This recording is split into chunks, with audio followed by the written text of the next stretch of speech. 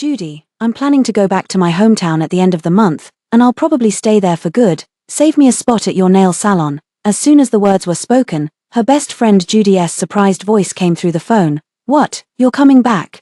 That little stray you took in years ago is now the youngest professor at Harvard. You supported him all those years, finally made it through the hard times. Why not stay in New York and enjoy the fruits of your labor? Why suddenly want to return to our small town? Did he treat you badly? No, he's been very good to me, Christina interrupted, her fingers unconsciously rubbing the edge of her phone. I just don't want to stay in New York anymore. What about Hayden? Is he coming back with you? Christina's breath caught for a moment as the setting sun outside stretched her shadow long and lonely against the wall. No, just me, she heard herself say. He'll stay here, get married, have children, start a new life. Hello, everyone. Welcome to my channel. Subscribe us to read wonderful novels every day. Now the story begins. After hanging up, her phone vibrated once. Bonnie sent a message. Miss Christina, have you made up your mind? Christina's fingers hovered over the screen for a long time before she finally replied. I've thought it through. I'll leave Hayden. Hayden, just letting the name roll softly between her lips sent a scalding pang through her heart. She still remembered the first time she saw Hayden, during their high school freshman orientation ceremony. He took the stage as the student representative, wearing a neat school uniform, standing in the sunlight, his voice cool and pleasant. Back then, he was the secret crush of every girl in school, excellent in academics, outstanding in looks, the pride of everyone's eyes. As for Christina, she was just an average student who grew up in an orphanage, lacking even the courage to speak to him.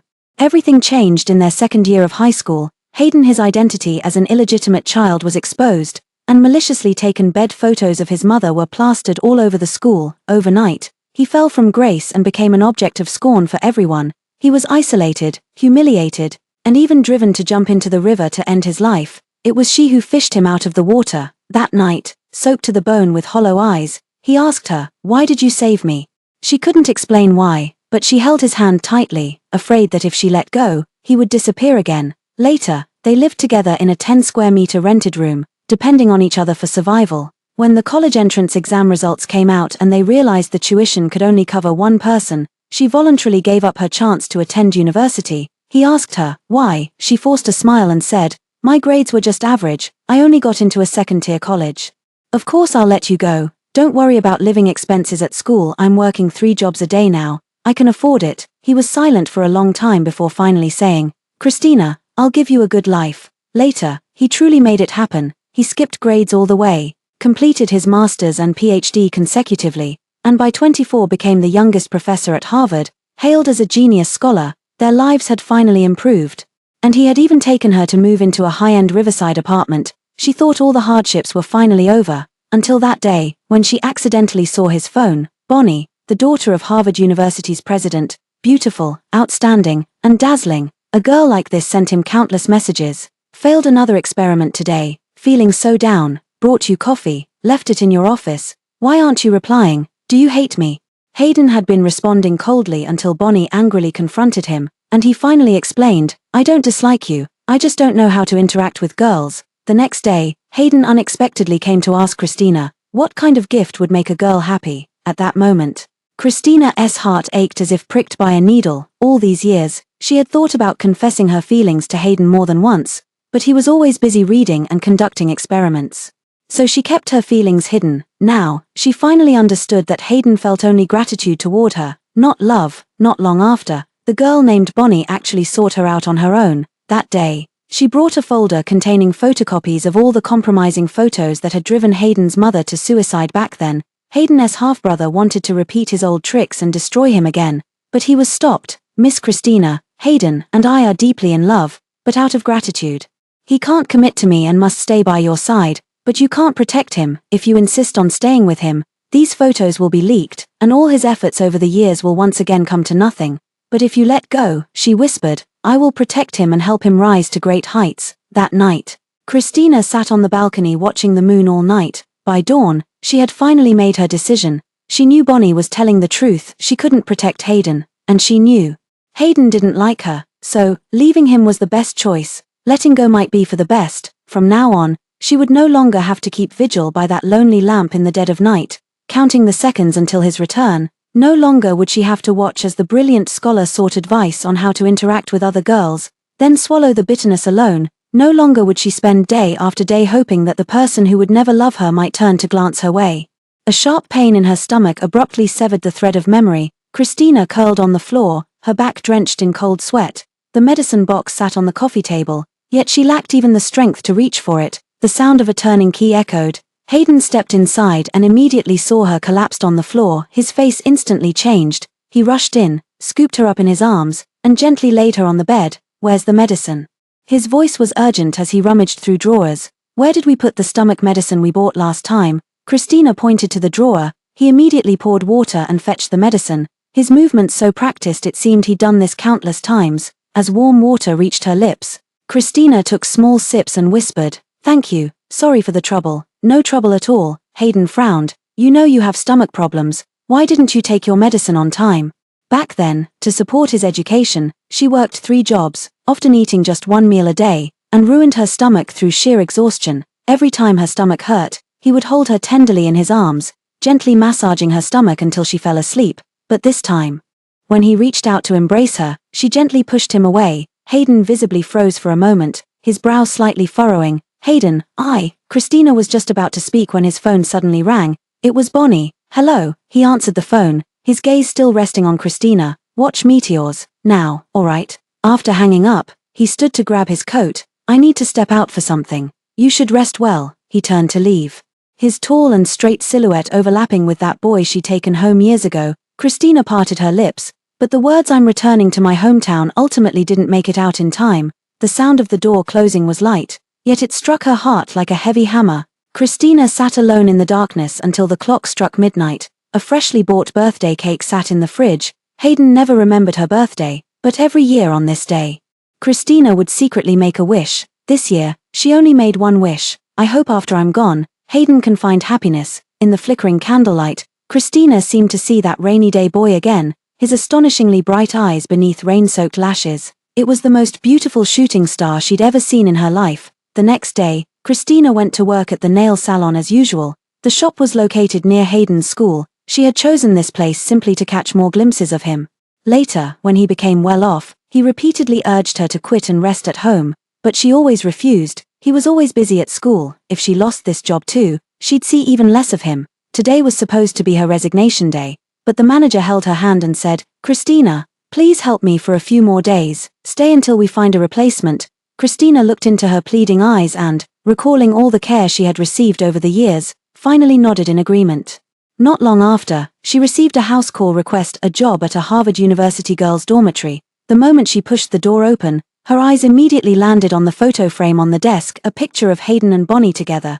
He wore a white shirt, his expression still cool, but the slight upward curve of his lips was a rare glimpse of relaxation she seldom saw. Bonnie leaned against his shoulder, her smile as bright as a little sun. "You think they're a perfect match too, don't you?" A girl followed her gaze and said excitedly, "They're our school's most famous couple, the aloof professor and the vivacious campus belle. The whole school ships them." She lowered her head, opened the manicure toolkit, and asked softly, "Are they very close?" "Of course." The girls immediately gathered around, chattering all at once about Hayden's special treatment of Bonnie. "Mr. Hayden usually keeps people at arm's length, but is especially patient with Bonnie. Last time Bonnie fell asleep in the lab, Mr. Hayden even put a coat over her.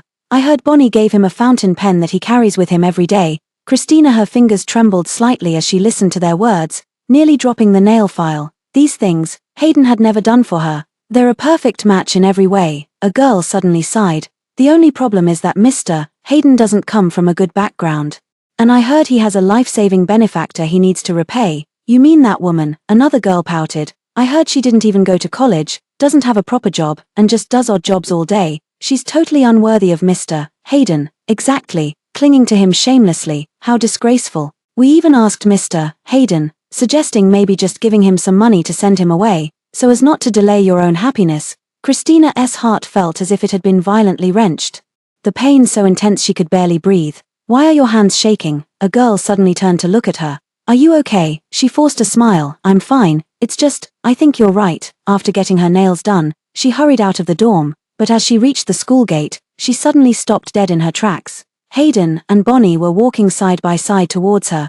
Bonnie had a red scarf around her neck. As she was talking, she suddenly took it off, stood on her tiptoes, and put it on Hayden. She held her breath, watching Hayden, who was always a germaphobe, not refuse. The meteor shower last night was truly beautiful, Bonnie said with a smile. Hayden nodded. Yeah, we can go watch it again next time. Passing students glanced sideways at them, with someone whispering, "They're so sweet together." They chatted about experiments, research topics, academic conferences, a whole bunch of things she couldn't understand. Standing in the corner, she suddenly realized that an unbridgeable chasm had long existed between her and Hayden. When she returned home, Hayden was in the kitchen pouring water. He opened the refrigerator, saw the unfinished cake inside, and paused. "Yesterday was your birthday." She nodded silently. "I've been too busy lately, I forgot." He rubbed his temples. "I'll make it up to you with a gift in a couple of days." "No need," she said softly. "You focus on your work, don't worry about these small things."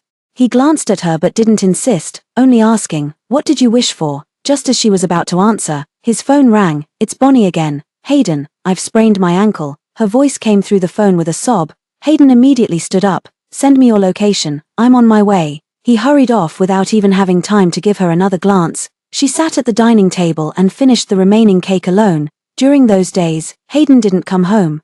Christina always saw Bonnie's updates when scrolling through her social media feed. Hayden accompanied her to the library. Hayden brought her breakfast. Hayden bent down to tie her shoelaces. In every photo, his eyes and brows appeared gentler than when he was with her. She silently watched as she packed her belongings. Piece by piece, over the years, her possessions had dwindled to pitifully few, a few changes of clothes, a pair of well-worn sneakers, and a photo album filled entirely with candid shots of Hayden, his profile when he was reading, his back when he was cooking, his slightly furrowed brows when he was asleep, Hayden when he returned. She was packing the last small box. "What are you packing for?" He stood at the door, his voice indifferent. "Won't need them anymore." Throwing them away. She didn't look up, afraid he'd see her reddened eyes. He gave a non-committal walked in and poured himself a glass of water.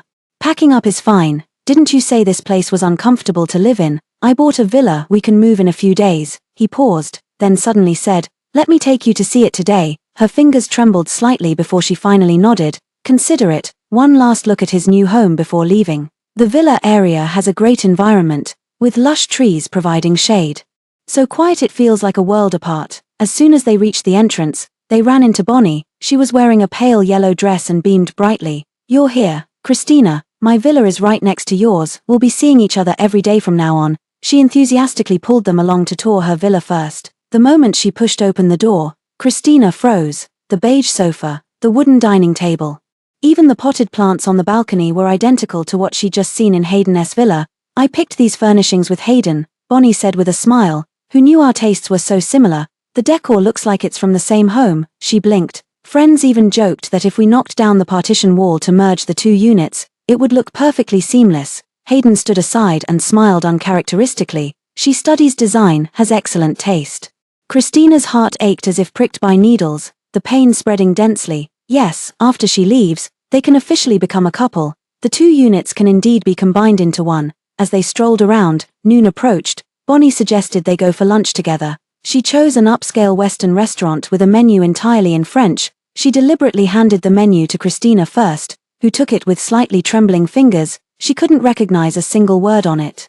Hayden seemed to notice her embarrassment and reached for the menu, saying, "Let me order." Bonnie propped her chin on her hand and said with a smile, "Hayden, don't just order what I like. Consider Christina too." Hayden looked at her and asked, "What would you like to eat?" She lowered her eyes. Bonnie remembered every single thing he liked to eat, yet after all these years of relying on each other, he still didn't know what she liked or which dish was her favorite. "Anything is fine," she said softly. When the food arrived, she clumsily handled the knife and fork, accidentally knocking over the plate. Sauce splattered onto the tablecloth, drawing disdainful glances from those around them. She stood up in a fluster, wanting to clean up in the restroom, when she overheard hushed whispers behind her. Where did this country bumpkin come from? Probably never been to a French restaurant before. How embarrassing. Standing next to that handsome couple like some uncivilized primitive, she rushed into the restroom, turned on the faucet, and frantically scrubbed the grease stains from her hands. The girl in the mirror had a pale face and red eyes, like a disheveled clown. Yes, she and Hayden were no longer in the same world. Suddenly, a scream came from outside. "Fire!" Christina's expression changed, and her first reaction was to rush out to find Hayden. When I ran against the crowd to reach the seat, it was already empty. Hayden had already left with Bonnie. Pushed by the panicked crowd, she fell to the ground, her hand stepped on hard. the pain so intense her vision darkened. When she stumbled downstairs, what she saw was Hayden carrying Bonnie in his arms, urgently telling the driver, "To the hospital." Bonnie leaned against him and whispered, "Christina is still inside." Hayden glanced back at the crowded restaurant. "The restroom is on the first floor, she should have come out by now."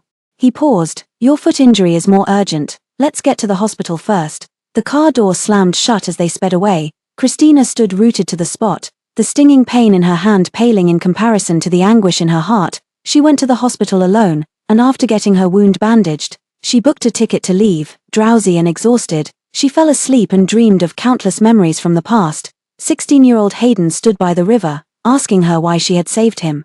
19-year-old Hayden stubbornly waited for her to come home at the dining table late at night. 22-year-old Hayden held her and said, "Christina, I'll give you a good life." 24-year-old Hayden had found a girl he liked and no longer needed her. In her dream, she laughed and laughed until tears fell. When she woke up again, Hayden was standing by her bed, holding her phone in his hand. "Did you buy a train ticket?" He stared at her, his voice as cold as ice.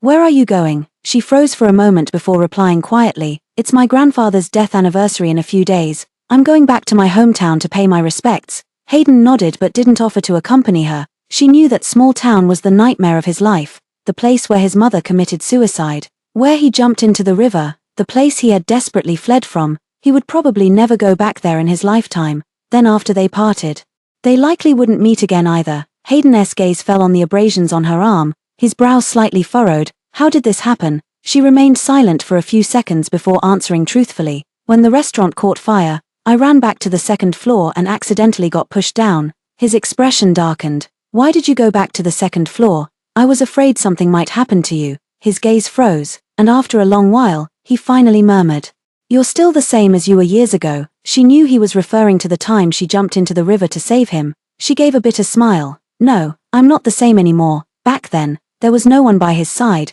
but now, he had Bonnie, and no longer needed her." In the following days, Hayden started moving his belongings to the new house. Christina kept her luggage separate, saying she wanted to sort through it before moving. Hayden didn't think much of it and gradually took all his things away. The house quickly emptied out, and she sat alone in the living room, listening to the echo of her own breath in the hollow space. It was just like that shabby little hut from years ago, when it was only her and him, relying on each other to survive. She got up to throw away some old things, but when she returned, someone covered her mouth from behind in the hallway. Everything went black, and she lost consciousness. When she woke up again, Christina found herself tied to a chair, a cloth stuffed in her mouth, surrounded by an abandoned warehouse. Standing before her was a man whose features bore an 80% resemblance to Hayden, but his eyes were sinister, looking down at her with contempt. "So you're the one who saved that bastard Hayden back then?" he sneered, "trying to get him to come back and fight me for the family fortune. Is that it?" This was Hayden's half-brother. She stared at him fixedly.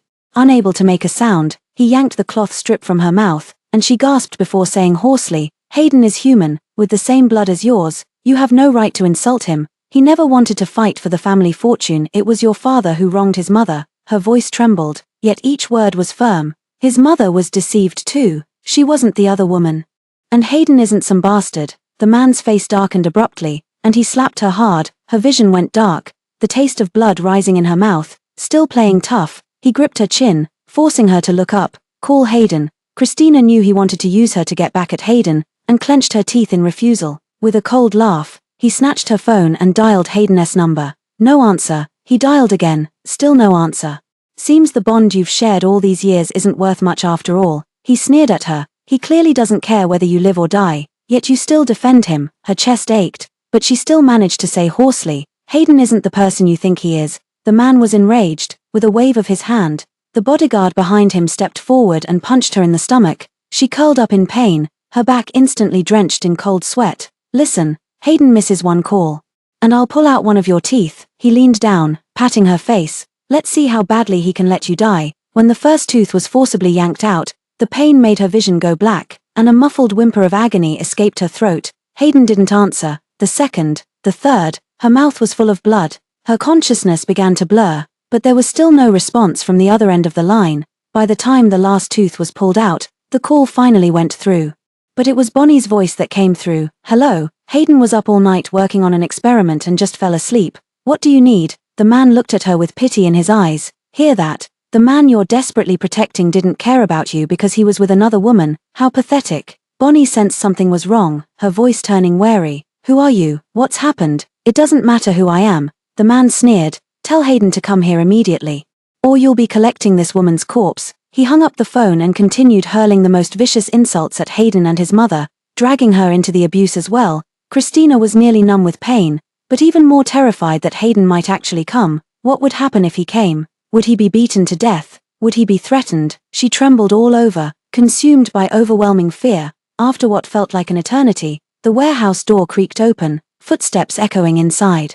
Her heart nearly stopped as she looked up. Only Bonnie had come. After exchanging a few hushed words with the man, his expression shifted several times before he finally gave Christina a cold smirk. Consider yourself lucky today. After he left with his men, Bonnie hurried over, untied her ropes, and helped her out. I'll take you to the hospital, she said, her voice trembling slightly. Christina, her mouth full of blood, couldn't speak and could only let herself be helped into the car. In the hospital, the doctor treated Christina's wounds and fitted her with temporary dentures. Bonnie stood by, unable to bear the sight of her miserable condition. Thank you for taking this blow for Hayden, she said softly. I've reached an agreement with his brother. He won't trouble Hayden anymore. Christina asked hoarsely. What agreement? Bonnie gazed at her quietly for a moment before shaking her head. Even if I told you, you wouldn't understand, but all you need to know. She paused. Is that with me here? Hayden won't repeat the same mistakes. Christina looked at her confident and composed demeanor and suddenly realized. Yes, she didn't understand. All she needed to understand was that Bonnie could effortlessly handle troubles she couldn't solve even by risking her life. Hayden had always needed someone like Bonnie, so she nodded, her voice almost inaudible. Never let Hayden know about this. These past few days, Christina had been recuperating while revisiting every corner of this city. The little restaurant where they had their first hot pot meal together had already closed down, replaced by an upscale Western dining establishment. The alley behind the school had been renovated, and the eaves where they once huddled together to escape the rain could no longer be found. Even the old locust tree by the riverside had been cut down, its place now occupied by an observation deck that lit up with beautiful neon lights at night. Christina stood by the river, gazing at the dazzling lights on the opposite bank, and suddenly realized that she had never truly belonged to this city. Meanwhile, Hayden had long since taken root here, growing into someone Christina could only look up to. Her phone suddenly vibrated. It was Hayden calling. Where are you? His voice was still cool and detached. Christina sent him her location. And in less than 20 minutes, he appeared by the river. Why are you here alone? He stood beside Christina, his gaze fixed on the distant river. I was remembering some things from the past, Christina said softly. Do you remember when we first came to this city? He was silent for a moment, then said flatly, don't always dwell on the past. One must look forward. Christina startled slightly, turning to look at him. You don't miss it at all, not at all, he said calmly. Even with a hint of coldness. In fact, I loathe it. Christina's heart trembled violently. She desperately wanted to ask, does what you loathe include those years we relied on each other for survival? But the words reached her lips only to be swallowed back. You're right. Christina forced a faint smile. We both need to move forward. Each went their separate ways. As they were about to leave, they ran into Bonnie. She was wearing a light-colored dress and ran over with a smile. Hayden. What a coincidence. I'm here for a night party with a group of friends from my circle. Her eyes sparkled as she looked at Hayden. Hayden, weren't you getting along great with them last time? Let's go have some fun together. Christina stood by, watching Hayden, who usually disliked socializing, actually nod. Okay. A wave of bitterness welled up in her heart. It was because she had spoken that he agreed. Upon entering the private room, Bonnie's friends started teasing as soon as they saw Hayden. Oh, who's this big shot Bonnie brought along? Isn't this the youngest Mr. Hayden from Harvard? Most people can't get him to come. Bonnie really has a lot of pull. Bonnie blushed and pushed them. Don't talk nonsense. Someone noticed Christina, sizing her up with a few glances. And who is this? Bonnie glanced at Christina casually and said, the manicurist at the school gate is also Hayden's friend, a manicurist. The group exchanged meaningful looks. How would Mr. Hayden know such a friend? How tacky. Hayden frowned, and Bonnie quickly changed the subject. All right, let's play a game. Christina quietly found a corner to sit in, saying nothing. Soon, they clamored to play a board game, and since there weren't enough people, Bonnie pulled Hayden into joining. He actually didn't refuse. Hayden was not good at games and lost in the first round. Punishment. The crowd cheered. We want to see your phone. Hayden handed over the phone. They opened WeChat and immediately let out a suggestive chorus of teasing sounds. Bonnie was the only pinned contact. Now their chat history showed near-daily conversations, with Hayden replying to every message often instantly. Wow! The group exchanged knowing looks and clicked open the photo album.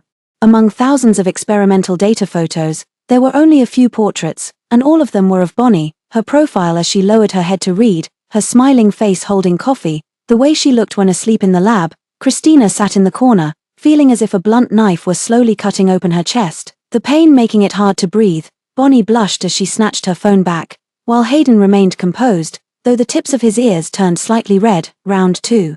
Bonnie lost and drew the punishment of drinking. I'm on my period, she whispered. Can we change it to something else? No way, everyone teased. If you can't drink, then Mr. Hayden has to drink for you. Bonnie quickly waved her hands. He never touches alcohol, and he has class tomorrow. Before she could finish speaking, Hayden had already picked up the glass and drained it in one gulp, one glass after another, without changing expression. Mr. Hayden is amazing, for our Bonnie.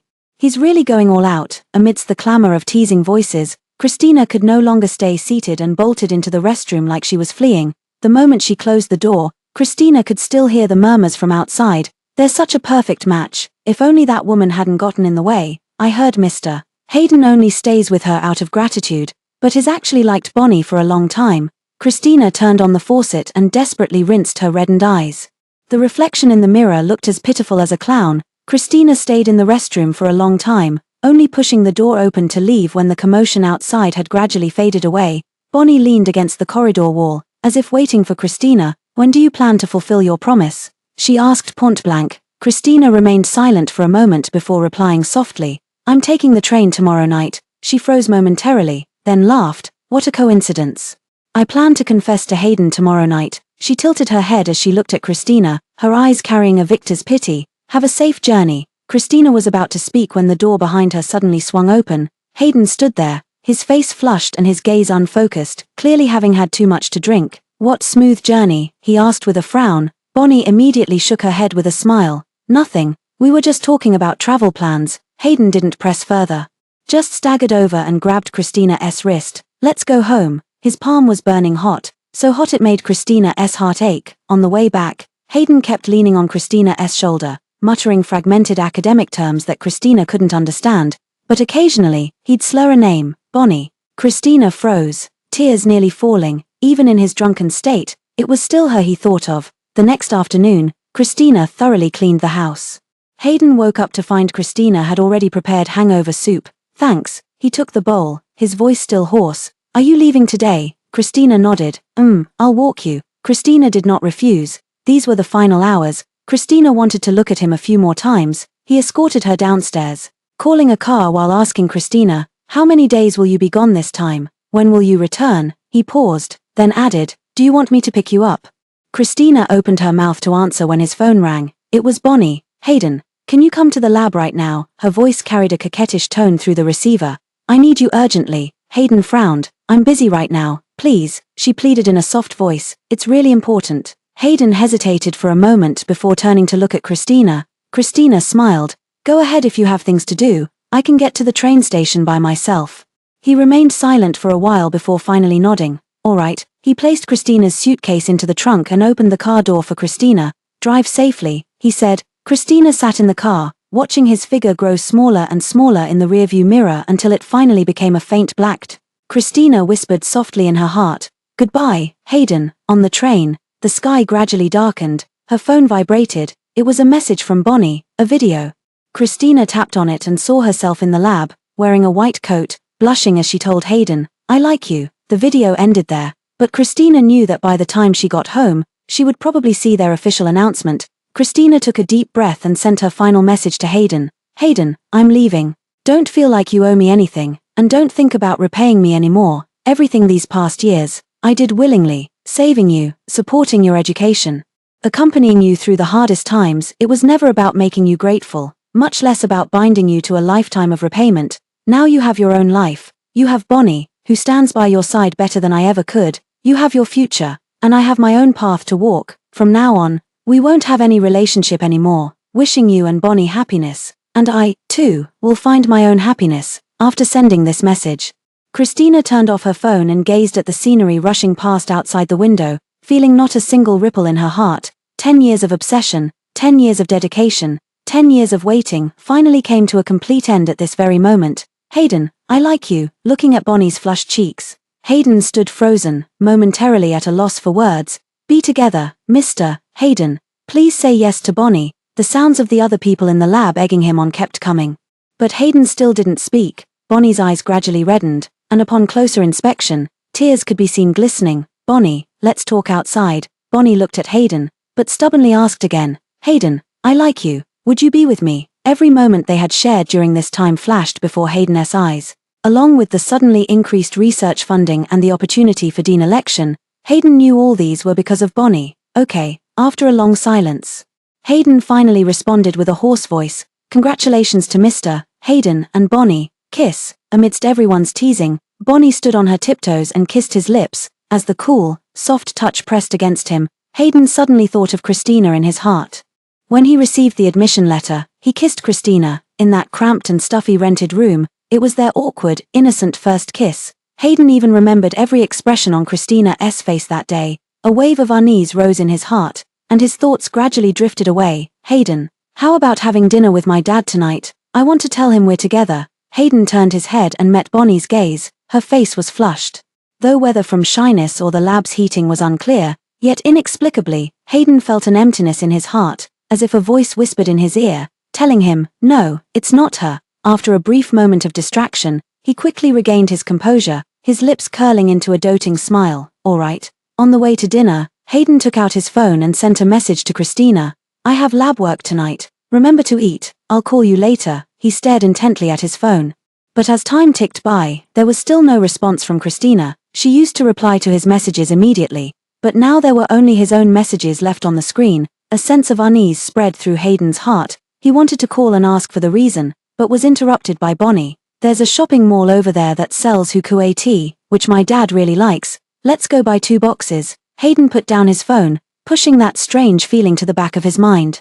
Perhaps she was just delayed by something, or maybe the signal was poor on the high-speed train. After being together for 10 years, what could possibly go wrong? Thinking of this, Hayden put his arm around Bonnie's shoulder. Let's go. We'll buy your mother another bracelet. At the dinner table, Mr. and Mrs. Donahue were both very pleased with Hayden. Hayden, the school will receive additional funding next month. Submit the materials, and I'll allocate funds to your lab.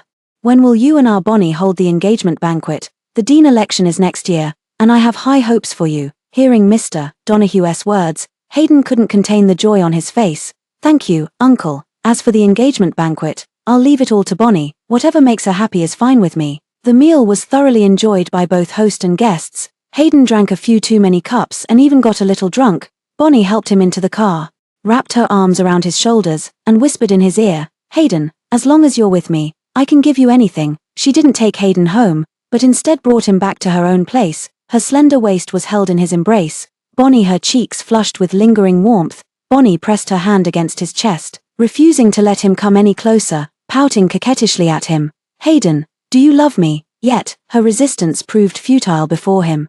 His calloused hands moved up to cradle the back of her neck, and a kiss descended upon her. Love, of course I love you. The sensation beneath his palm made his voice grow hoarse. I love you, of course I do. Hayden was drunk, but not entirely out of his senses. He allowed himself to drown in alcohol. Reaching this position hadn't been easy for him. Christina, he would make it up to her properly. The steaming heat caused both their body temperatures to rise.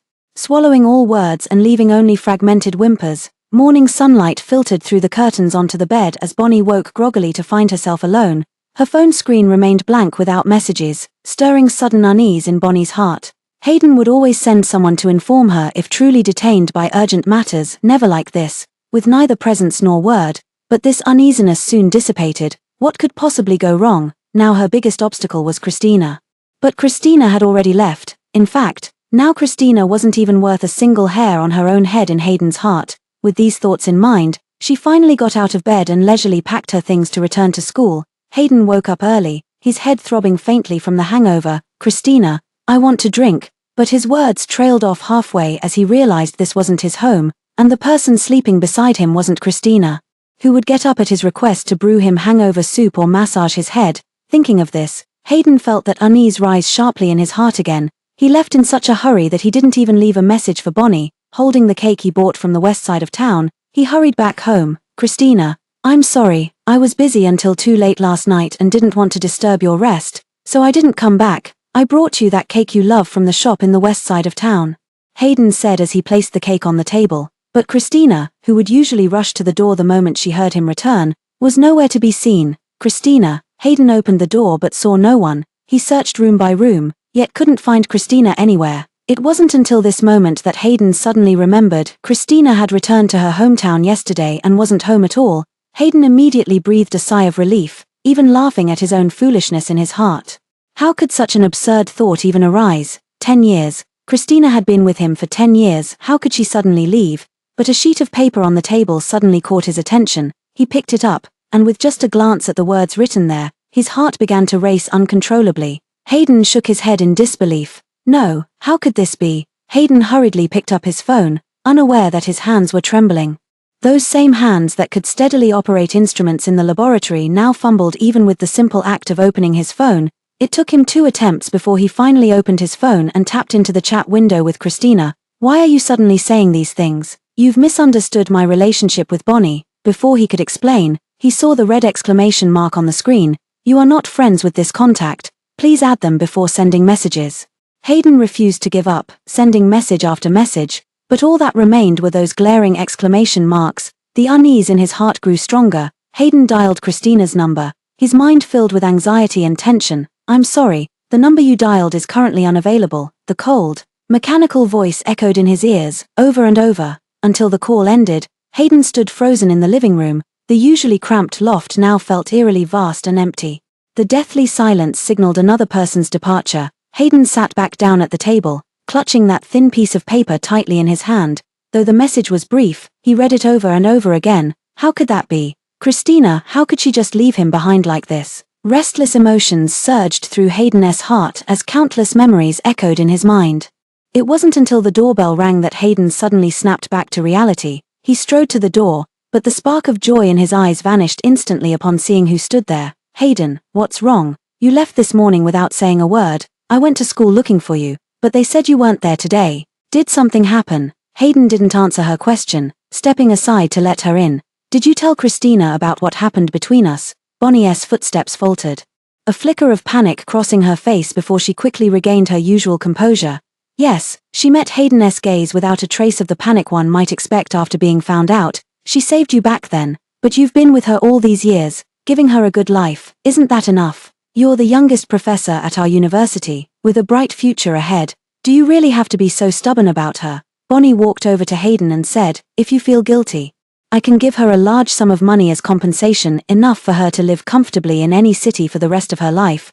Hayden pushed her away, his eyes filled with coldness. What did you say to her? Hayden, you'd better think carefully. You are capable, but this place isn't short of capable people. Without me, you'll relive what happened when you were 16. Christina can accompany you through hardships, but she can't give you any real support, let alone help you rise rapidly in your career. Are you really content with just this, forever bearing the stigma of being an illegitimate child? Bonnie said nothing more, simply placing the breakfast she'd brought on the table. She stared intently at Hayden, watching the conflict play across his face. Hayden, I like you. I don't care about your past. Our promise will always hold true, and everything I said at last night's banquet still stands. Bonnie left, and the room fell back into silence. Hayden was caught in anguish and inner conflict.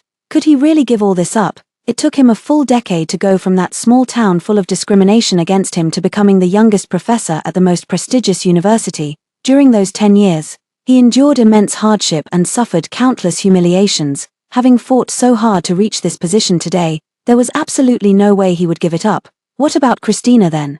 After graduating from high school, Christina worked 3 jobs a day to put herself through school, even ruining her stomach just to provide him with better living conditions. On one side was a bright future, on the other was unwavering loyalty. Hayden didn't know how to choose. Hayden returned to Christina's room. She didn't have many belongings to begin with, and many of the items were things Hayden insisted on buying for her. But even so, Hayden couldn't help noticing how terrifyingly empty this room felt. In this home, nearly all traces of the life he'd shared with Christina had vanished. The gifts he'd given her, the souvenirs from their travels together, even Christina's cherished photo collection, all were gone. He sat on the bay window by the window, his gaze looking outside through the glass. The withered yellow leaves slowly twirled and drifted downward, when suddenly he jolted upright.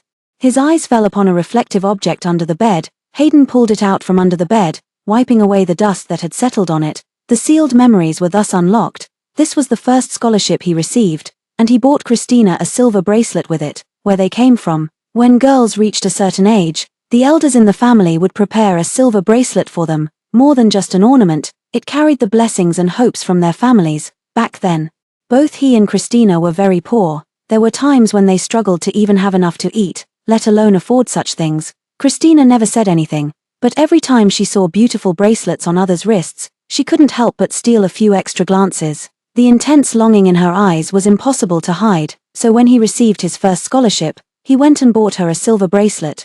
The simplest style, only a few hundred yuan, but when Christina saw the bracelet, she told him to return it, but Hayden clearly saw the surprise and fondness in her eyes. That was their first argument, and in the end, Christina still accepted it. From then on, she wore it on her wrist every day, rarely taking it off. Hayden held the bracelet in his palm, a flood of thoughts welling up within him. Hayden returned to the lab 2 days later. In just 2 short days, he seemed to have aged considerably, an aura of gloom surrounding him.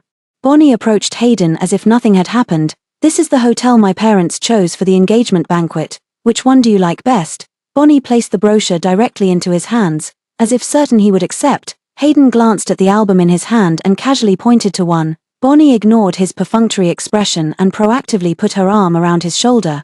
"Hayden, I'm really glad you've come to your senses." Hayden didn't reject her closeness. In fact, he even leaned in and kissed her forehead when she came closer. During their evening date, Hayden handed the cut steak to Bonnie. "Thank you, Hayden, you're so kind." Looking at Bonnie's smiling face, Hayden vaguely saw Christina from back then. The first time they had Western food, both of them were quite clumsy, unaccustomed to using knives and forks. In the end, they asked the waiter for chopsticks to finish their meal. It was called Western food, but it was just synthetic meat. The taste was nowhere near as good as it is now, but Hayden's thoughts couldn't help but drift back to that time. "Hayden, what are you thinking about? I called you twice and you didn't respond." Hayden came back to her senses, concealing the emotions in her eyes. "Nothing, just thinking about the experiment." Bonnie pouted unhappily. "You're still thinking about experiments while on a date with me. Tomorrow's a holiday, so you're coming with me to the amusement park." Facing Bonnie's request, Hayden instead pictured Christina on the carousel in his mind. That was when he had taken Christina there himself, after their circumstances had improved slightly. Thinking of this, Hayden nodded as if possessed, agreeing to Bonnie's request. Hayden.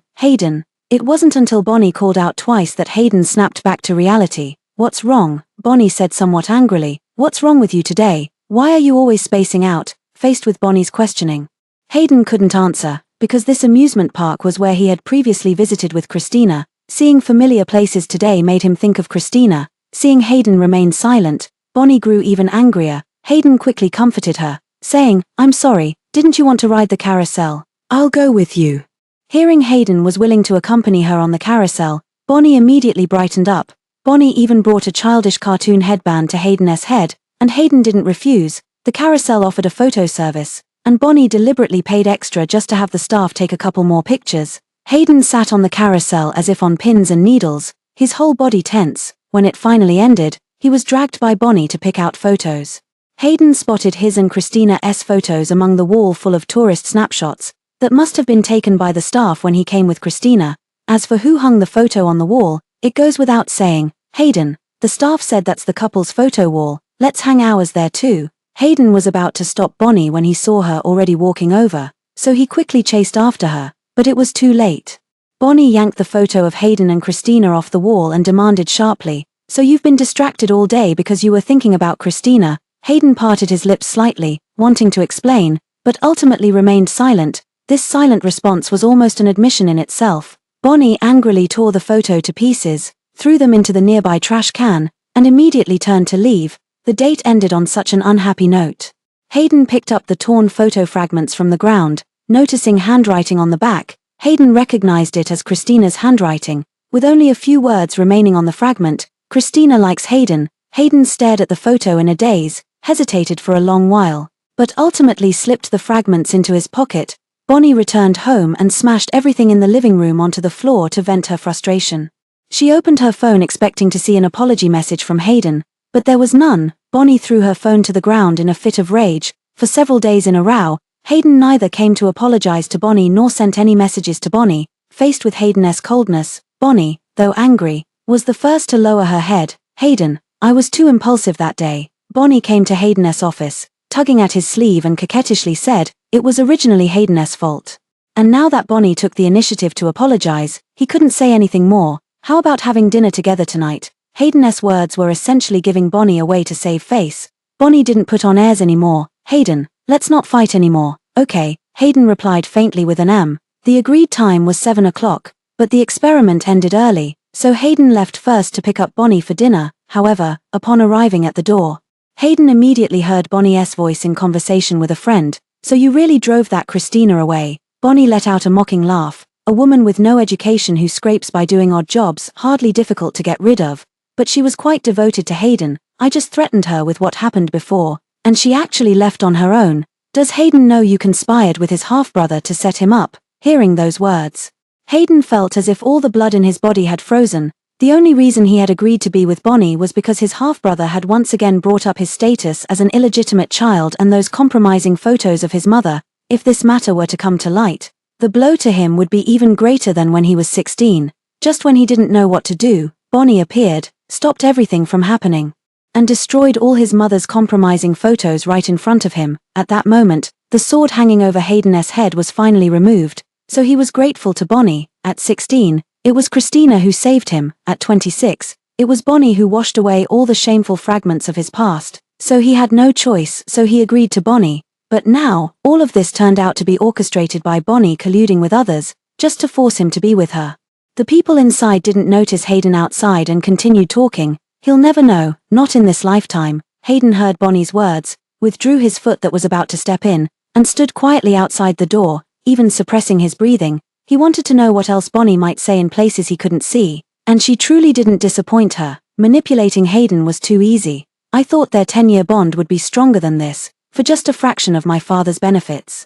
He could kneel and act like a dog, willingly abandoning a decade-long relationship. Hearing this, Hayden's breath hitched. So, in her heart, this was how she truly saw him. Hayden gasped for breath like a drowning man clutching at a lifeline. He strode forward abruptly, his eyes bloodshot, fixed unwaveringly on Bonnie's direction. When Bonnie heard the noise and looked up, she met his gaze directly, stripped of his usual gentle facade.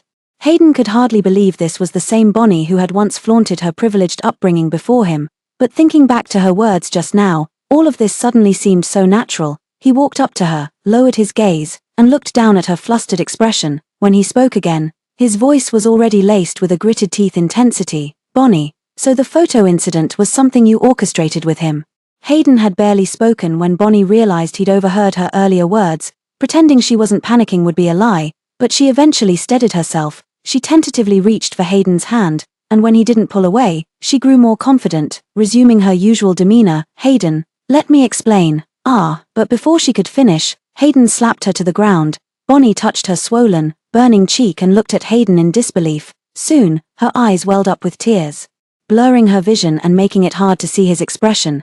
Hayden, how could you hit me? Her trembling voice seemed to convey her grievances, but the tried-and-true method that had always worked before failed this time, only fueling his anger further. Even now, you still dare to make excuses. Hayden looked at the Bonnie before him, barely recognizing her. Bonnie covered her face and stared at Hayden.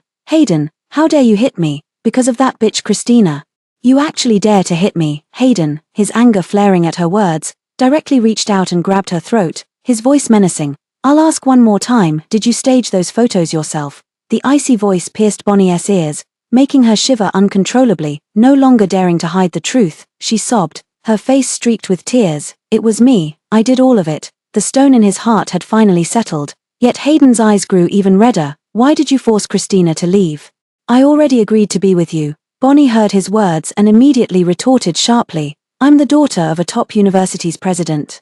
If it weren't for me, do you think your path would have been so smooth, agreeing to be with me? That's not what I want at all. I want your wholehearted love, your complete devotion to me. Why should I share you with some lowly commoner? Christina, she's utterly unworthy of your affection. If you're still hung up on what happened 10 years ago with her, then I'll become the one who pulls you out of the mire. Christina, she might have dragged you out, but she can never erase your wretched past. I, however, can not only rescue you from the swamp, I can make your future shine brighter. Hayden slapped Bonnie in a fit of uncontrollable rage. You're absolutely unreasonable. Bonnie covered her face, tears welling up in her eyes. Hayden, how could you treat me like this for that bitch? She kept calling her bitch, which undoubtedly added fuel to the fire. Hayden cut her off directly. Enough, Bonnie, I thought you were different. But it turns out you're just as malicious and unscrupulous, relying on your family's power to get your way. Bonnie was right. Hayden had faced numerous hardships and obstacles to reach his current position, so what he hated most were those who bullied others by flaunting their power. At first glance, Bonnie he knew she was the principal's daughter. Faced with her approach, Hayden was repelled, even harboring a faint disgust, but later, he realized she was different from those people. She had her own academic pursuits and would spend an entire week in the lab just to complete an experiment.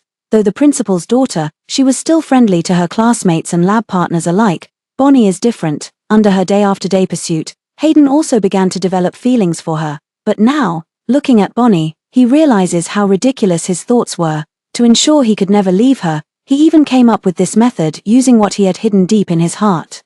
The thing he least wanted to reveal, to coerce her. And I was such a fool. For the sake of this malicious woman, I willingly gave up Christina. Hayden didn't want to look at Bonnie for another second. He wanted to turn and leave, but Bonnie called out to him. Hayden, if you walk out that door today, by tomorrow, the whole school will be buzzing with photos of your mother as a mistress and rumors that you're an illegitimate child. Hayden froze mid-step, staring at her in disbelief. Bonnie, you're disgusting. Hayden's blatant disgust stung Bonnie's heart. No, Hayden, I truly love you. Besides, don't you also despise Christina? You two haven't been in the same world for a long time. She can never stand by your side at academic conferences, let alone help you secure resources in the world of fame and fortune. I am the one most suitable for you. Hayden, why can't you see me? But Hayden was no longer willing to believe her words, not even willing to look at her again.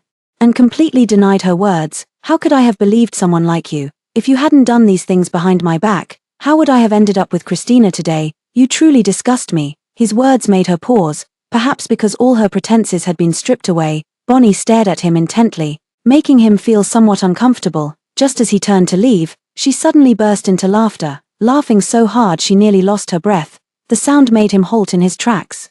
He turned back, brows furrowed in disgust, and demanded, "What are you laughing at?" "I'm laughing at how ridiculous you are, Hayden." Bonnie rose from the couch, wiping the tears from the corners of her eyes, her gaze now filled only with resentment and scorn as she looked at him. "Hayden, you accuse me of being malicious. But do you really think you're any better? You're the one who was unfaithful in this relationship. You're the one who betrayed Christina, the one who drove her away.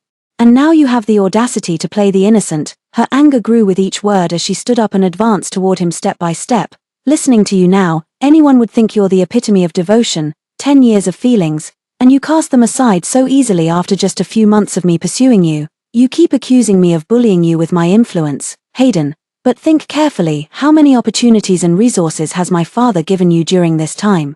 You're someone who would abandon everything for fame and fortune. Christina saw through you and left on her own. Didn't you just grieve for a few days before agreeing to get engaged to me?" Each sentence was like a sharp sword, piercing directly through his heart, making him gasp and stumble backward, trying to distance himself from her. But Bonnie still had no intention of letting him off the hook. "Is the reason you're angry today truly because of Christina?" Faced with her interrogation, Hayden couldn't utter a single word for a long time. Bonnie looked at him like this and sneered, answering her own question. "Not at all, it's because of you. You can't accept me belittling you. Can't accept that the beautiful love you always believed in was actually my design. You weren't angry because of Christina, let alone because a decade-long relationship was betrayed. Even if you're this furious with me today, how long can you keep it up? In a few days. Won't you still come crawling back to me, relying on my family's influence?" Bonnie said with certainty. Since childhood, she had always gotten what she wanted. If she couldn't obtain something, she would use every means necessary to get it. She had expected Hayden to panic, but Hayden sneered instead, pulling a USB drive from his pocket. "Embezzlement, bribery, abuse of power. How many days do you think your father can last?" Bonnie's expression instantly changed, and she looked at him with disbelief. "You actually recorded it?" Listening Hayden's short audio clip, Bonnie's expression instantly turned furious. "My father introduced you to connections, and you dared to record it? Hayden, you're truly a heartless beast. Christina gave up her studies for you, only to have a decade-long relationship discarded so easily. I cleared obstacles for you and even begged my father to make introductions, and this is how you repay us? Hayden, I truly misjudged you." Faced with her insults, Hayden didn't say much. Bonnie, you were the one who threatened me with these things first. How does it become despicable when it's in my hands? Am I despicable for not wanting to be led by the nose by you people for the rest of my life? Bonnie panicked, losing her usual arrogant demeanor. Hayden, I know I was wrong. You can't hand over this USB drive. I beg you. I can apologize to Christina. I'll do whatever you want, tears streaming down her face. She clutched Hayden's sleeve and pleaded. Hayden didn't spare her a single glance of pity. Bonnie, you brought this upon yourselves. Without hesitation, she flung Bonnie to the ground and strode out the door. Hayden did not hand over this USB drive, but the matter became a sharp knife hanging over Bonnie's head. That day, Bonnie looked at the 3-week pregnancy on the pre-examination form, a smug smile curling at the corners of her mouth. Holding the form, she cornered Hayden at his doorstep. Hayden, I'm pregnant. Bonnie handed the form to Hayden, one hand resting on her still flat stomach. Hayden looked at the pregnancy test results in his hand, then at Bonnie standing before him. His eyes darkening. Let's pretend those past events never happened. I'm the only child in my family, and after we get married, my parents will support you with everything they have. Can we start over? Would you like to feel our baby? She took his hand and placed it on her belly, seeing Hayden show no resistance. Her confidence grew a little more, but soon, that small relief vanished. Hayden gripped her wrist and said coldly into her ear, I won't let you keep this bastard child. As soon as he finished speaking, the bodyguard next to him walked over and grabbed Bonnie. Hayden, you can't do this to me. This is your child too. Bonnie sobbed her heart out, but Hayden remained unmoved. The only child I'll ever acknowledge is the one you'll bear for Christina. What's in your womb is nothing but rotten flesh. With that, he ordered his bodyguards to take Bonnie to the hospital for an abortion. Bonnie's pleas and struggles were in vain. In the end, she could only lie on the cold operating table, watching helplessly as her last hope was taken from her.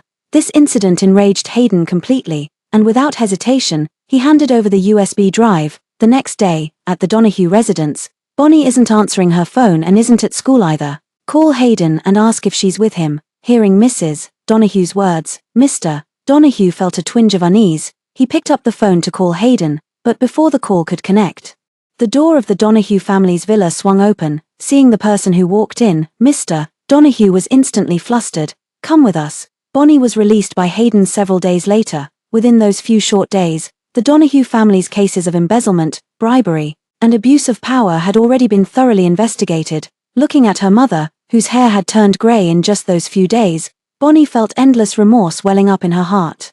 As she gazed at her haggard reflection in the mirror, her face seemingly aged a decade. All traces of love had long vanished from her eyes, leaving only pure venom. Hayden, I won't let you get away with this. She sat in the car, staring intently at the elevator entrance, waiting for Hayden to emerge from it. The moment his figure appeared, Bonnie didn't hesitate, pressing the accelerator to the floor and driving straight towards him. The screech of tires against the ground echoed in the underground parking garage. Hayden sensed something was wrong and looked towards the car, his gaze colliding with Bonnie's venomous eyes from the driver's seat. Hayden, this is all your fault. Go to hell. A loud crash echoed through the underground parking garage. Hayden clutched his leg in pain on the ground. Bonnie's car had crashed into a nearby pillar, and she was unconscious inside. When Hayden woke up again, a sharp pain shot through his right leg. His assistant, who had been waiting by his side, saw him awaken and immediately came over. Mr. Hayden, your leg is fractured. The doctor said you need to rest well after the surgery. Bonnie, that crazy woman, hit her head, now lying unconscious in the hospital ward. The assistant continued, there's one more thing. Lynn Regan committed suicide in prison. When his wife found out, she followed suit. Hayden's eyes showed not a flicker of emotion. Find someone to cremate the bodies. Days later, Bonnie woke up, her eyes immediately meeting Hayden's, who was sitting beside her. His icy gaze instantly rendered her speechless, and her body trembled slightly with fear. Hayden's bodyguards placed 2 jars on the nightstand beside Bonnie's bed. Noticing Bonnie's gaze, he spoke coldly, these are your parents' ashes. The moment she heard they were her parents' ashes, Bonnie instantly became agitated. Hayden, my parents treated you well. Why would you do this to them? Bonnie tried to grab the 2 urns, but was stopped by a bodyguard. The bodyguard roughly dragged Bonnie to the bathroom and, in front of her, poured all the ashes from both urns down the drain. No, Bonnie was restrained by bodyguards, able only to look at Hayden in despair, and finally watched helplessly as her parents' remains were utterly destroyed. Having just recovered from a serious illness, she couldn't withstand such a shock and fainted directly. The assistant reported Bonnie's condition to Hayden. The doctor said Missy was stimulated, and her mental state might have problems. Hayden's face darkened. since her mental state isn't good, then send her to a mental hospital. Don't touch me. Who said you could touch me? Bonnie screamed. Refusing to let the nurses come near, the nurses immediately had people restrain Bonnie and injected the sedative into Bonnie's body. Bonnie struggled, but her limbs were firmly held down. What the hell did you give me? Bonnie's body quickly lost its ability to struggle due to the sedative, leaving her helpless as she watched the nurses inject tube after tube of medication into her. Just when she thought the torment would briefly end after today's injections, Bonnie heard the nurse's words. Bonnie, the doctor says your condition is too severe, you'll need electroshock therapy. Bonnie couldn't control her body, couldn't even speak. The nurse wheeled the hospital bed into the electroshock therapy room. On the bed, Bonnie looked at the nurse with pleading eyes. The nurse ignored Bonnie and directly attached the electrode pads one by one onto Bonnie's body. The cold electrode pads made Bonnie shiver all over. While another nurse operated the nearby machine, electroshock therapy begins now. As the nurse's voice faded, Bonnie felt electric currents surge through various parts of her body. Ah! The treatment room echoed with Bonnie's agonized screams. No, I'm not sick, I don't want treatment. Bonnie kept begging and repeating herself, but she received no response from anyone, only wave after wave of electricity. When the electrodes were removed from her body, Bonnie felt as if she had died once already. Although the pain of the electric shock was gone, the scars left by the current throbbed with pain. The nurse led Bonnie to another ward. At the door of the ward, Bonnie heard screams and the sounds of things being smashed inside.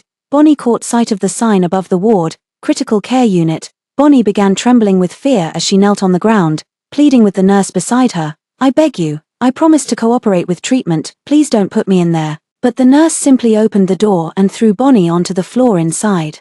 As soon as the people inside saw Bonnie, they pounced on her like she was a new toy. Bonnie desperately pounded on the door, trying to call for help, but the group covered her mouth and dragged her into the depths of the ward. The next day, when the nurse came to take Bonnie for treatment, Bonnie was curled up on the bed. Don't come near me, don't touch me, please, don't touch me. Bonnie, who had always resisted treatment, grabbed the nurse's arm as if she had seen hope when she saw her.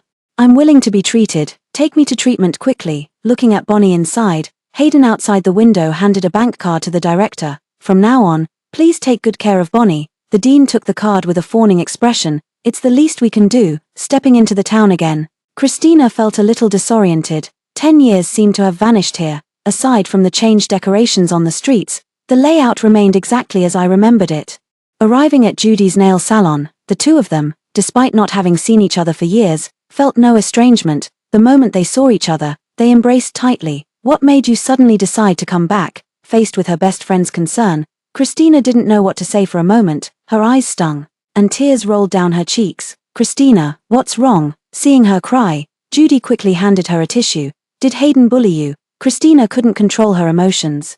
She sobbed as she recounted everything that had happened recently. Hayden is such a scoundrel. You worked so hard to put him through school, even giving up your own university admission. You've endured so much hardship with him in the capital all these years, and just when things were finally looking up, he turns out to be so ungrateful. Judy was furious, her voice growing increasingly agitated. On the contrary, Christina calmed down. Forget it, it's all in the past.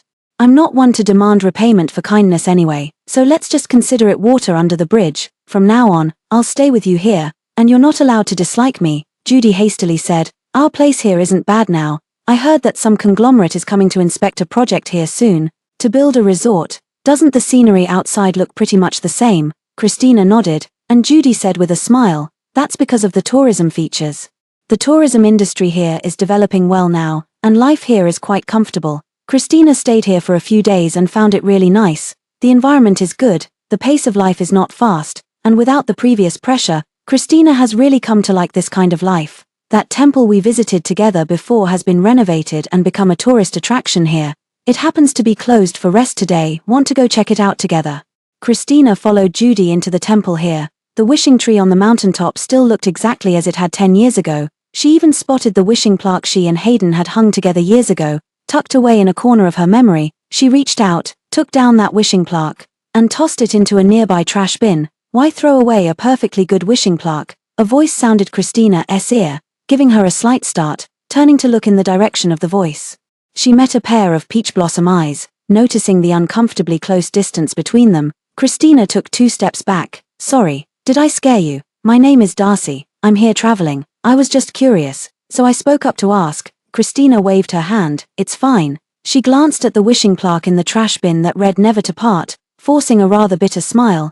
Don't need the wishing plaque anymore. Seeing it in the future would only bring bad vibes, so I'm throwing it away. Darcy leaned closer. You're quite carefree. Christina felt a pang of bitterness in her heart. If only she could truly be that carefree. She entered the grand hall and knelt before the solemnly seated Buddha statue. Christina had prayed to Buddha many times before, each wish tied to Hayden. This time, she would make a wish for herself. Hope Christina will have a smooth life and good health in the future. Judy had an urgent family matter and left the mountain first. Christina, having nothing pressing, leisurely explored the entire temple. Just as she was about to leave, Christina was suddenly stopped by an abbot who handed her a protective talisman. Your wish will be granted, benefactor. After leaving this abrupt remark, Christina was left somewhat bewildered. As she descended the mountain, the sky suddenly darkened, and faint rumbles of thunder could be heard in the distance. Then came the downpour, with raindrops as large as beans pelting down. Christina knew there was a small pavilion along this path and hurried in that direction, but on the way, she suddenly spotted someone collapsed by the roadside. Christina walked over and saw that it was Darcy, who had greeted her earlier in the temple. Seeing his pale face and his hand tightly pressed against his chest, she didn't hesitate to approach and ask what was wrong. Darcy, what's the matter? Hearing her call, Darcy barely opened his eyes and whispered, medicine. Christina frantically rummaged through his coat pockets, finally finding a small medicine bottle and stuffing the pills into his mouth. The rain grew heavier, soaking both of them completely. Christina helped the semi-conscious Darcy into the pavilion. As dusk slowly fell, Christina heard distant voices calling Darcy's name and quickly responded. After handing Darcy over to the bodyguard, Christina finally returned to her own home, having been caught in the rain the previous day. Christina woke up in the morning with a slight fever and decided not to go to Judy's shop. She took some medicine, thinking she would be fine after resting for a while, but her dizziness only grew worse. Hearing a knock at the door, she forced herself to answer it, but the moment she saw Darcy standing outside, she collapsed unconscious. When I woke up again, I was in the hospital. Don't move, the 4 isn't finished yet. Darcy's voice reached my ears, and Christina turned her head to look at him. Thank you for saving me yesterday. The doctor said you caught a cold from being in the rain too long, which led to a fever. Christina took the water he handed over. Thank you. Don't thank me. I should be thanking you instead. When I suddenly had angina while coming down the mountain yesterday, if you hadn't shown up, I wouldn't have lasted until these bodyguards arrived. I'd have been done for. I'll never forget your life-saving grace. Christina couldn't help but laugh at his words. But Darcy grew serious after glancing at his phone. His gaze at Christina held a new hesitation. Do you have something to say to me? Just say it directly. Darcy hesitated for a long time before slowly opening his mouth and saying, the doctor said there's something in your stomach that needs further examination. Christina looked at him and knew exactly what that something was. She wasn't too surprised. Actually, the last time she had a physical, the doctor had warned her to pay more attention to her stomach, but she had never taken it seriously. For Christina, stomach pain had been a common occurrence during those 10 years. When Darcy saw her indifferent expression, he interpreted it as her inability to accept her illness. It's okay, I'll help you get well, no need. I'll handle my own affairs. Darcy shook his head firmly. You saved my life last time, now it's my turn to help you get well. As if afraid that Christina would disagree, he added, I don't like owing favors. Christina for so many years, this was the first time she had experienced such straightforward care, and for a moment, her eyes grew slightly moist. She had given so much for Hayden, but never received even a shred of genuine affection from him. Yet she had merely lent Darcy a casual helping hand just once. Christina smiled bitterly. Now she finally understood what her best friend had meant when she said her efforts weren't worth it. Hayden, such people simply don't deserve genuine affection. The next day, Christina was brought back to the capital city by Darcy. The medical resources here are better. We could bring the specialists over, but the equipment in that small town isn't adequate. Christina gazed at the scenery outside the window. Well, I just didn't expect to be back here so soon. All the hospital specialists were called in by Darcy for a consultation.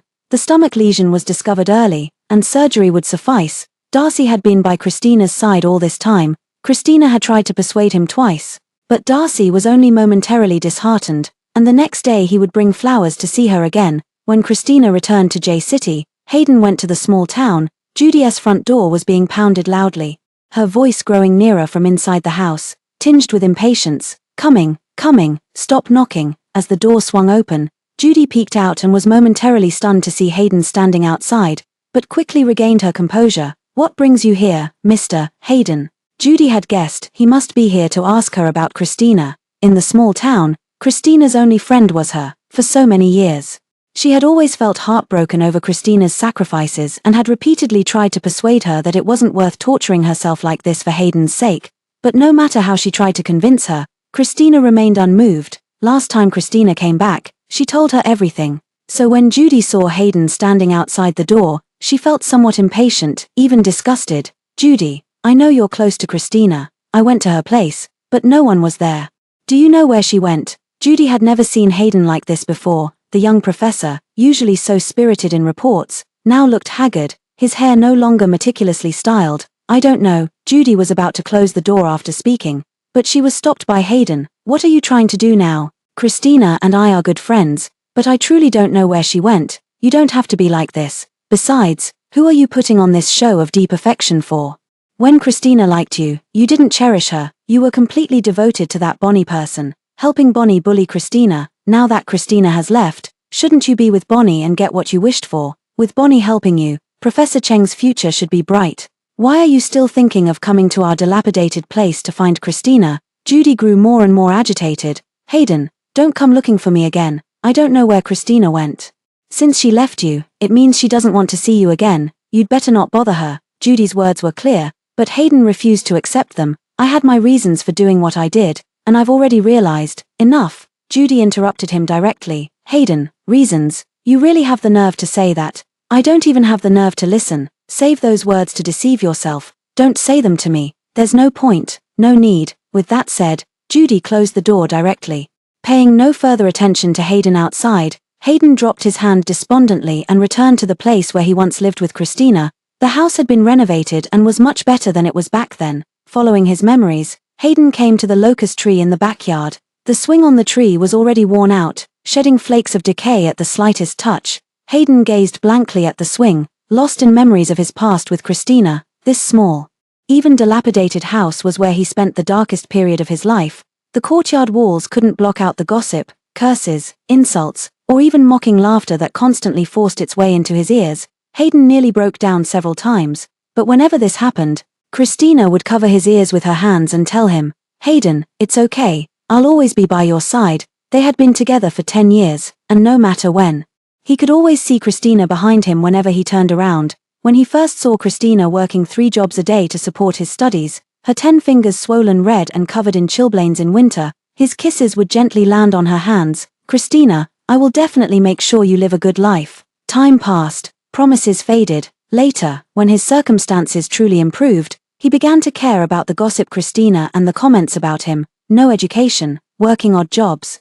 Not good enough for you." Hayden grew increasingly bothered by such remarks. He began to deliberately or unintentionally avoid Christina's workplace, no longer defended her when they belittled Christina, and even started to disdain the things Christina brought over. Thinking of this, Hayden squatted down and leaned against the ground in pain. "Christina, I'm sorry, truly sorry. J-City, you really don't need to come every day. I can take care of myself, and there are nurses here." Darcy heard her words, but his hands didn't stop placing the dishes on the table. "I know, but I want to stay with you." His gaze was too intense for her, and Christina awkwardly turned her head away, avoiding his eyes. Christina could sense Darcy's unusual feelings for her, but since he hadn't explicitly stated them, she found it difficult to directly address the matter. Darcy seemed to understand her thoughts, always using the life-saving favor from before as a shield. "I have something to do tomorrow and might not be able to come. Make sure to eat well, the surgery is coming up soon. The doctor said you need more nutritious food to recover properly." Darcy had barely left when the hospital room fell into complete silence. Christina gazed at the darkening sky outside, feeling unexpectedly restless. She seemed to have grown accustomed to Darcy chirping around her every day. The atmosphere in this hospital was somewhat stifling. Christina had to admit that chatting with Darcy every day had genuinely lifted her spirits. The surgery was approaching. Christina still felt a bit fearful in her heart and found herself in the small garden beneath the hospital. When she turned and saw Hayden, Christina felt momentarily dazed, almost thinking it was her imagination. It wasn't until he hurriedly approached her, raising his hand as if to pull her into an embrace only to freeze completely when she instinctively avoided him, that he awkwardly withdrew his hand and asked hoarsely, "Are you sick? What are you doing here? Have you been all right all this time?" After a brief moment of distraction, Christina stepped back a few paces. maintaining the proper distance between strangers, and replied softly after greeting him, "Thank you for your concern, Mr. Hayden, I'm doing quite well." Hayden thought he was prepared before seeing her, but her aloof and indifferent attitude still inexplicably pierced his heart. He opened his mouth, wanting to explain, yet didn't know where to begin. "Christina, I was truly wrong. I've already sent Bonnie to a mental institution, and the Donahue family has been arrested for embezzlement. Everything I did back then was out of necessity. You know how many people were eyeing my position when I took over at such a young age. There was truly nothing between me and Bonnie. I love you, Christina. You're the one I genuinely want to be with." The confession he hadn't made in 10 years was now effortlessly spoken. Christina looked at him, letting out a self-deprecating laugh. "Hayden, what you're saying now is meaningless. There was never anything between us. Who you like or don't like, or who you want to be with, has even less to do with me." She once again voiced what he had desperately tried to avoid. Failing to comprehend his fragility, Hayden shook his head uncontrollably, his face turning pale. His lips trembled as he denied, "No, Christina, no. I know I've done many wrong things in the past that hurt you, but, Christina, I know I was a jerk before. I took your love for granted and hurt you to test your feelings for me, but I truly realize my mistakes now. Can't you, Hayden?" Christina interrupted him, her voice carrying a barely perceptible tremor. "Do you know what hurts me the most?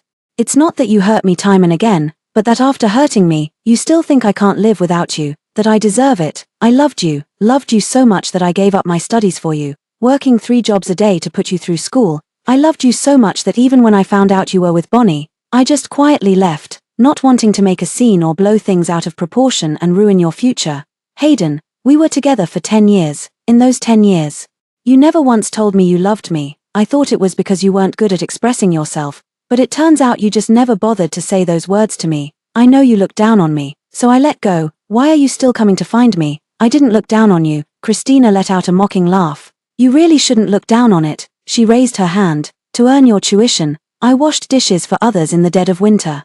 These hands would soak in water for nearly 20 hours a day. Even now, they still grow painful, itchy chilblains every winter. My knees are badly worn from carrying heavy loads, aching terribly whenever it rains, not to mention the injury on her waist, the calluses on her palms. She had done all kinds of dirty and exhausting jobs just to put him through school. Sometimes, looking at her dust-covered face in the mirror, she would wonder if she was even worthy to stand by his side."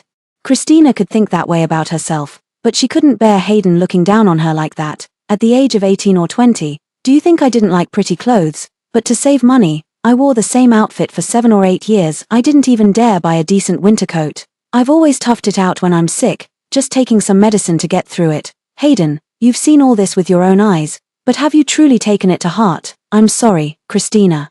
I was truly wrong, and I've come to regret it." Hearing his words, Christina let out a light laugh. "If a simple "I regret it" could erase everything that's happened, then Hayden, I'd say I regret saving you all those years ago because I liked you, and I regret working so hard all these years to put you through school. I'm not the kind of person who demands repayment for favors, but that doesn't mean I can accept you trampling all my sincerity underfoot while enjoying the fruits of my labor." Christina showed a trace of weariness on her face, no longer wanting to argue with him. "If there's nothing else, I'll take my leave now." Hayden wanted to stop her, but the words stuck in his throat. He could only watch helplessly as she walked away. Before the surgery, Christina lay in bed, sleepless the entire night. But suddenly the door opened, and she looked over to see Darcy tiptoeing in. "Sure, the nurses didn't notice me. I sneaked in to keep you company, knew you'd be awake."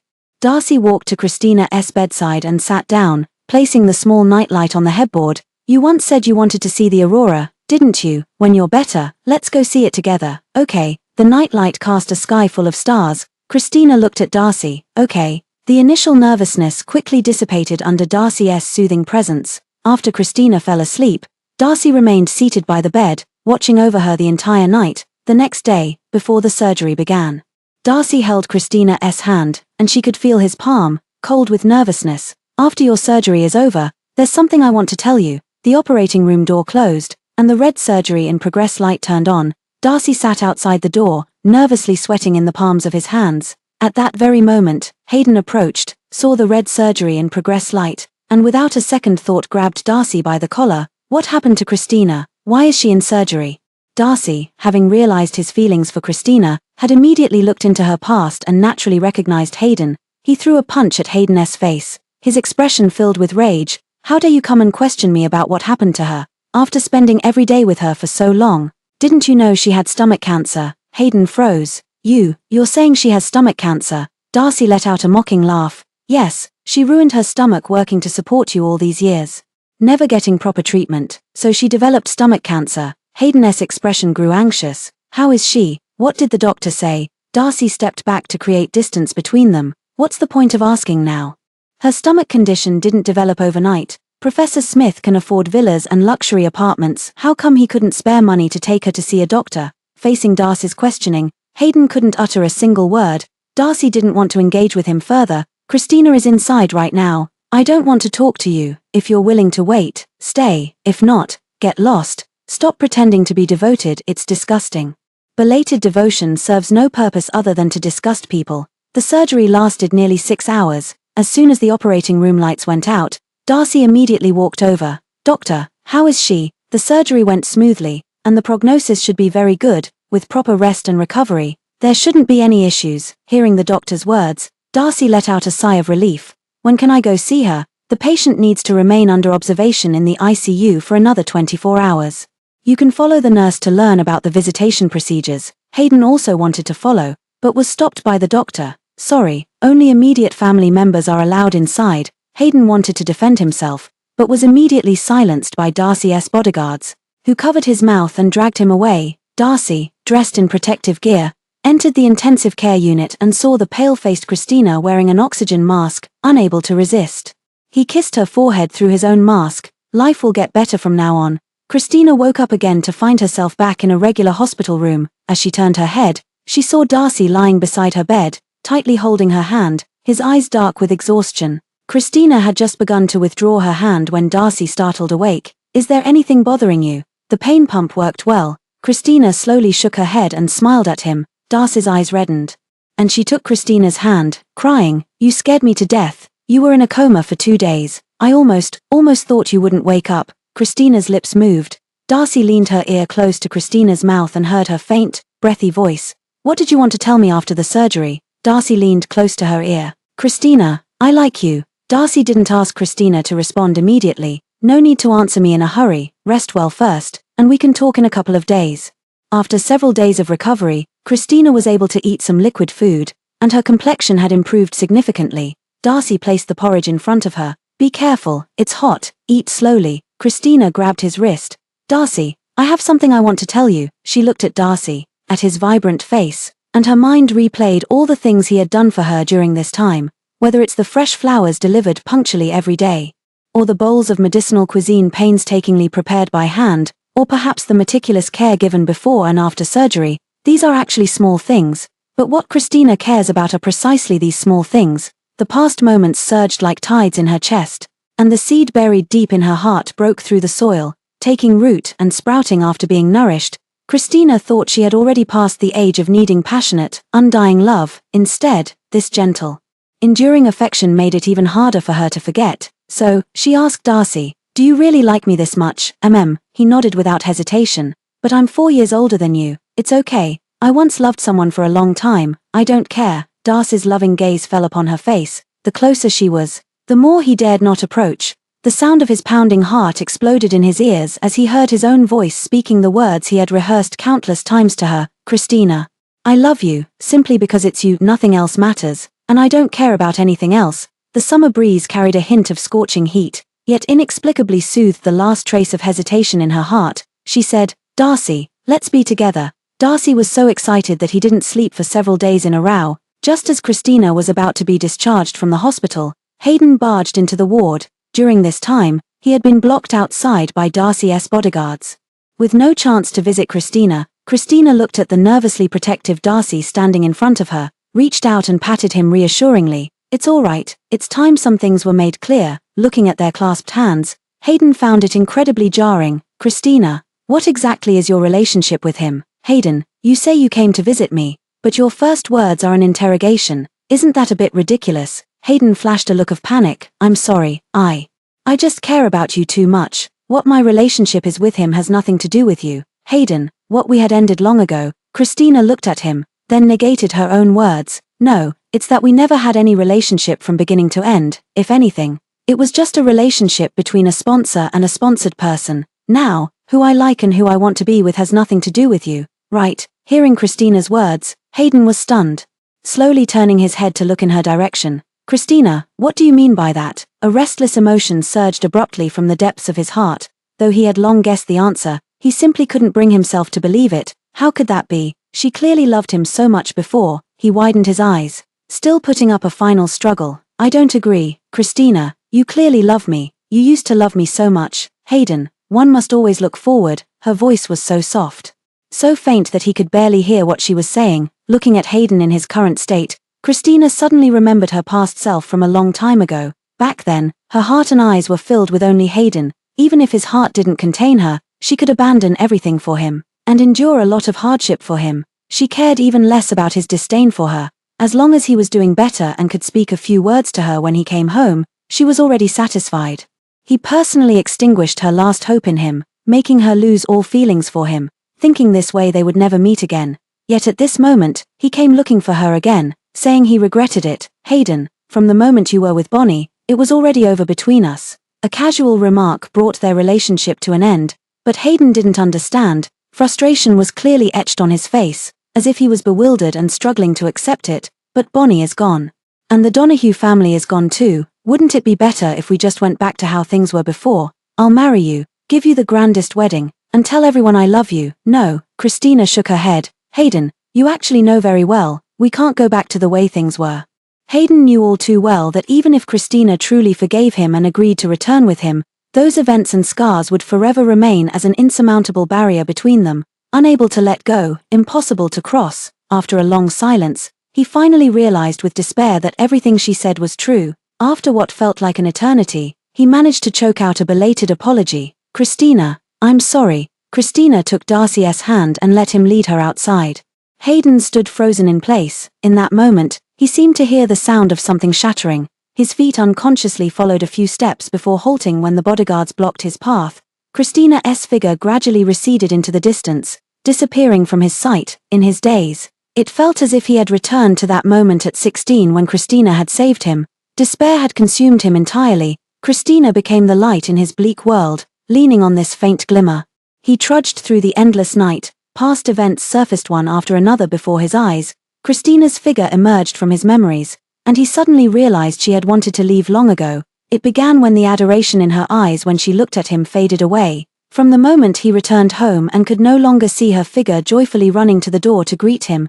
Indeed, everything was beyond return. The following winter, Christina had fully recovered, and the results of her checkup brought joy to both of them. Darcy took her to see the aurora she had always wanted to see. The biting wind howled across Christina's cheeks, and she pulled her scarf higher, almost covering half her face. The Norwegian winter night was bone-chilling, but to see the northern lights, this cold was nothing. Just a little longer, Darcy said, handing over a thermos. The guide says there's a high chance of the aurora tonight. Steam from the thermos condensed into white mist in the cold air. Drink some hot water to warm up. The aurora is here. Hearing the guide's voice, both of them looked up simultaneously. In the distant sky, a faint green band of light slowly unfurled like a delicate veil. The light was weak at first, but as time passed, the green grew brighter and brighter, gradually transforming into a flowing river. So beautiful, Christina murmured to herself, completely forgetting the cold. Darcy stood beside her, equally speechless at this miracle of nature. He stole a glance at Christina's profile under the aurora's glow. Her eyes sparkled brighter than the starlight. Christina. Darcy suddenly turned to face her, his voice trembling slightly. Christina turned her head, noticing Darcy's unprecedentedly serious expression. Just then, Darcy made a move that Christina had not at all expected. He knelt on one knee in the snow, pulling a small box from his pocket.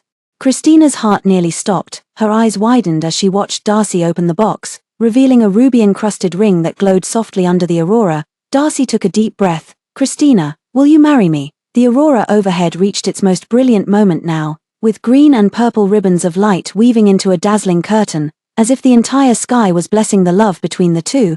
Christina felt her eyes moisten as she nodded. I do, I truly do. The following spring, the two held their wedding. To make up for the regrets of those years, Christina went abroad to study. Despite her average grades back then, she persevered all the way to earning her doctorate. As she stood on the podium of the highest institution, she looked at Darcy in the audience. These achievements of mine would not have been possible without the unwavering support of my beloved.